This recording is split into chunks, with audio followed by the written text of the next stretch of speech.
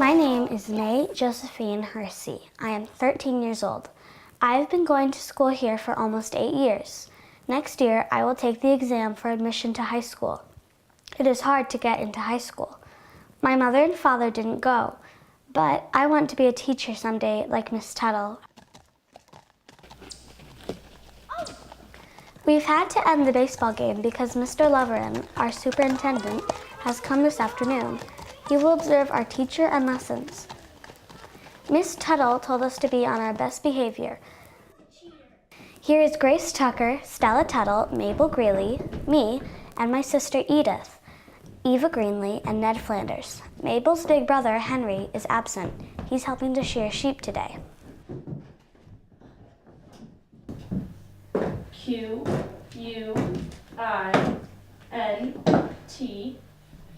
Good afternoon, Mr. Mr. Levin, welcome. Students.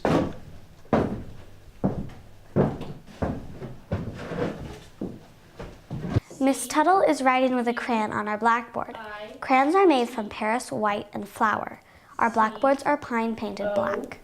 Q-U-E-T-T-E.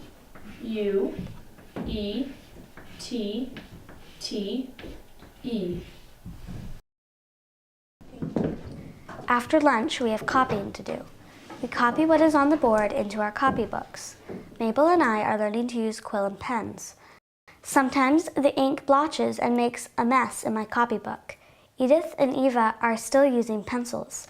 Miss Tuttle says their penmanship has to improve before she will give them a pen and ink. Little Indian, Sioux or Crow, little frozen Eskimo. Miss Tuttle's sister Stella is a year younger than me. This morning, she showed us a poster she had made of a poem by Robert Louis Stevenson with drawings of different people from all around the world: Indian people, African people, Dutch, Japanese, and Spanish people. They look so different from us. What's that funny hat he's wearing? That man is from China. I wonder if they would think that we look strange in our clothes. Miss Tuttle lives with us while she is teaching and pays my father $2 a week for her board. She gets paid $5 a week. We go to school for 20 weeks each year, spring and fall. My sister Edith and I like having Miss Tuttle living with us. She is 17. Sometimes she helps us with lessons at home, and we walk to school together. The floors in our school slant to the center of the room. If you drop anything, it rolls right down to the middle. Ned should know better. He thinks that because he's the teacher's cousin, he can get away with anything, but not when the superintendent is here.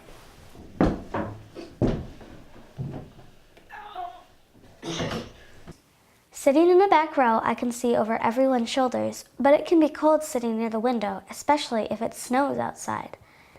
In the front seats, you are closer to the stove. When it's really cold, we all sit around the teacher's desk.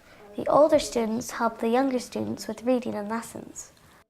We are taught elocution, or how to deliver speech. Miss Tuttle says that good speech is an art. It's a much finer emphasis than the emphasis of force, and it is much more agreeable to listen to. But we can give... I'm learning when to pause, when to use force or a strong voice, and when to speak softly. This makes speech more interesting to listen to. We have been working on memorizing Lady of Shalott by Alfred Lord Tennyson. Mr. Loverin looks pleased with my recitation. Round an island there below, the island of Shalott. Willows white and aspens quiver. Today, Ned and Edith get the water. The well at the Tucker farm is the closest to the school. We take turns fetching it for school.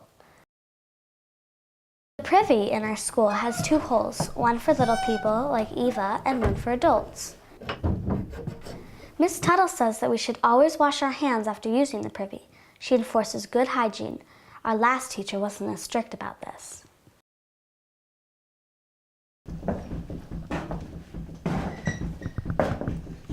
May I see the record book? Thank you.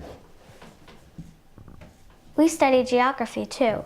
Mabel tells us that we live about 43.5 degrees latitude and 72.5 degrees longitude. There are 38 states in the Union. Look, Stella.